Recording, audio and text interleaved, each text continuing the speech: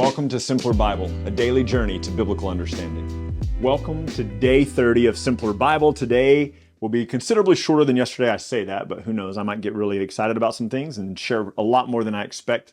But today we will be in Exodus 13. So the people have fled Egypt. They've just gotten out of Egypt.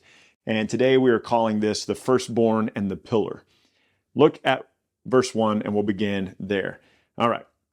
So the Lord said to Moses, consecrate to me all the firstborn. This will be really important. We'll come back to that in a moment. Whatever is the first to open the womb among all the people of Israel, both of man and beast, is mine. Now, you remember in Egypt, he just killed the firstborn of everything in Egypt, from Pharaoh to the captive in prison to the beast. So now he's saying, I've killed all of them. I've spared you. Now the firstborn that opens any womb of man or beast belongs to me.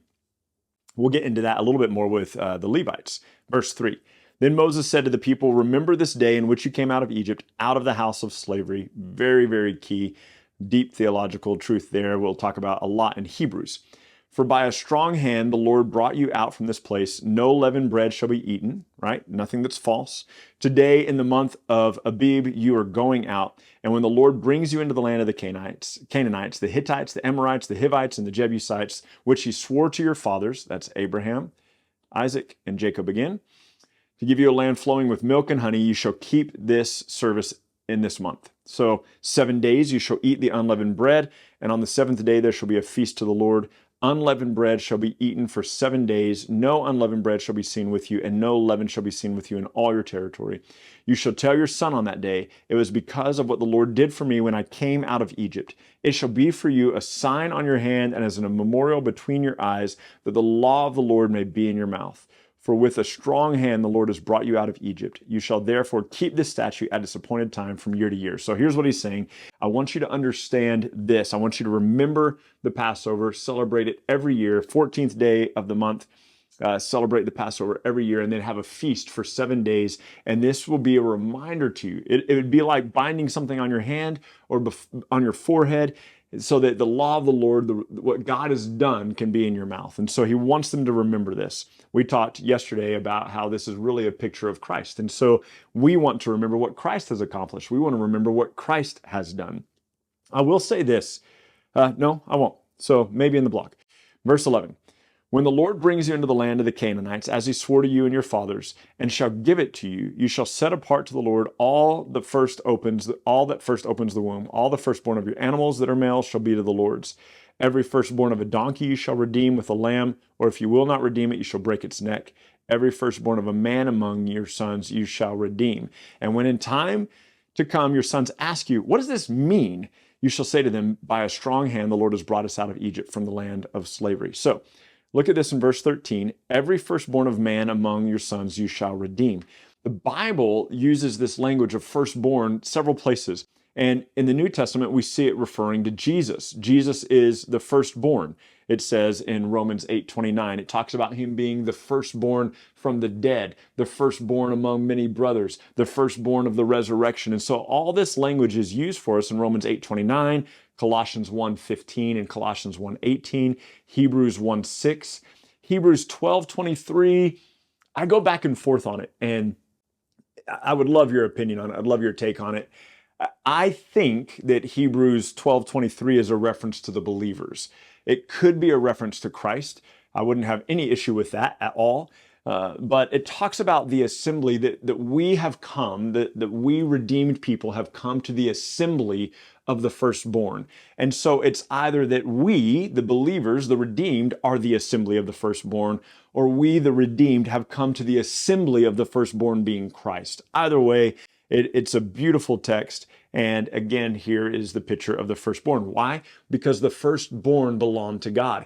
Jesus is the firstborn from the dead. Jesus is the firstborn of all of creation. He begot everything, like he created everything. And so this image that Jesus is the firstborn and we belong to Jesus, we are now these firstborn. We're the ones that belong to God. We're the ones who have been redeemed by God. We're the ones that have been rescued from slavery by God. So don't miss, look, the Israelites who are now standing outside of Egypt, who are kind of enthralled, remember, they're about to do a 7-day celebration. They're about to do a 7-day celebration. They're just outside of Egypt. They're going to celebrate for 7 days, the feast of the Passover, 7 days of celebration where they are proclaiming what God has done. This will be a statue that they carry all the way into the future. Jesus is celebrating it with his apostles on the last night of his life.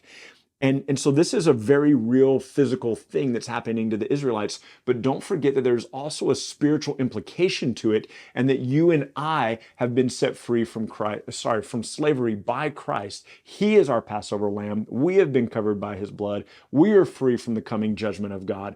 That's an interesting thing to talk about too, by the way, that the blood that went on the doors in the previous chapter with the Passover, it prevented them from bearing the judgment of God that came later.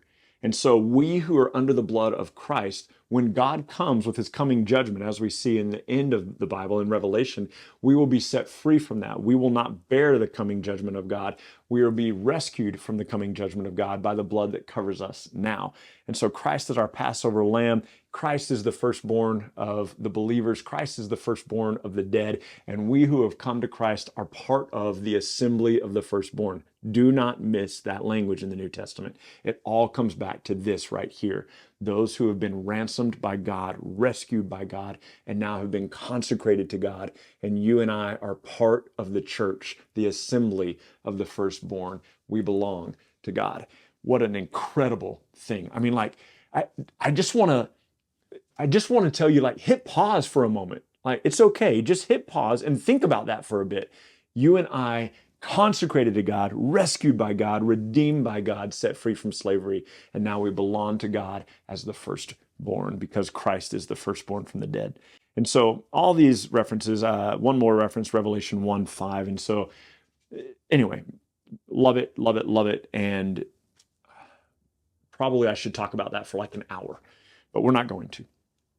Verse 15. When Pharaoh stubbornly refused to let us go, the Lord killed all the firstborn in the land of Egypt, both the firstborn of man, the firstborn of animals. Therefore, I sacrifice to the Lord all the males that open the womb, but all the firstborn of my sons I redeem.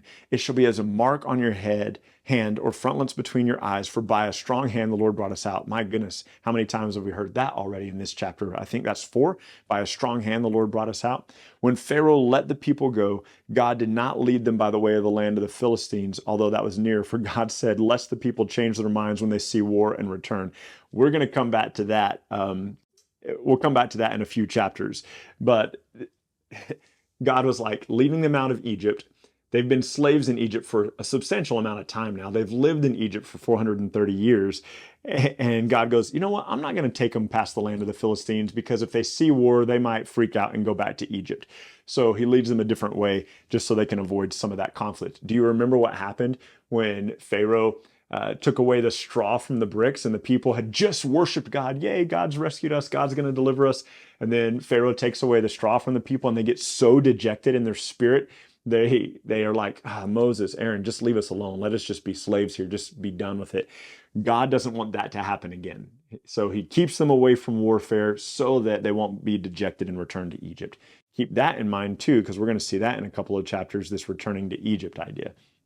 In verse 18, but God led them around by the way of the wilderness towards the Red Sea, and the people of Israel went up out of the land of Egypt equipped for battle. So they're equipped for battle. They're ready for warfare, but they're not going to face it just yet.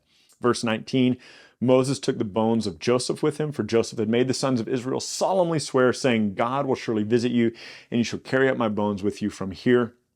That is quoted for us back in Genesis 50, 24, and 25. Joseph had already prophesied that God was going to bring them out of the land of Egypt. And verse 20 says, and they moved on from Succoth and encamped at Etham on the edge of the wilderness. And the Lord went before them by day in a pillar of cloud to lead them along the way, and by night in a pillar of fire to give them light, that they might travel by day and by night. The pillar of cloud by day and the pillar of fire by night did not depart from before the people. And that pillar of cloud, this representation of God, will lead them for the next 40 years. And we'll see some more about that when we get kind of towards the end of Exodus. We'll see a little bit more about the pillar of cloud by day and the pillar of fire by night.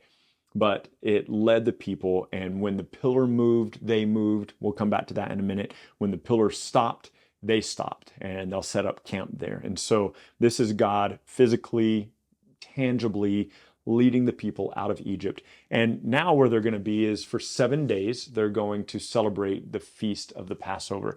That is so key for us to understanding something very important in the New Testament. But I can't tell you all of the stuff right now because then we wouldn't have any podcast or videos or blogs for the end of the year. So you'll just have to wait until we get into the Gospels on that one. Thanks so much for watching, and we will see you tomorrow. Thank you so much for journeying with us today at Simpler Bible. Together, you and I have looked at another passage of Scripture and come to know the Bible a little bit better and enjoy God more fully. This video, along with all of our videos, can be found at simplerbible.com, where you can enjoy our Through the Bible in a Year course. You can also enjoy a wealth of resources, blog posts that take you a little bit deeper into the text, a Bible study format that you can use with your small groups or your family, and we're creating new content all the time, all with the commitment to help us be people who know and enjoy God more fully. Thank you so much for being part of it, and we can't wait to see you next time.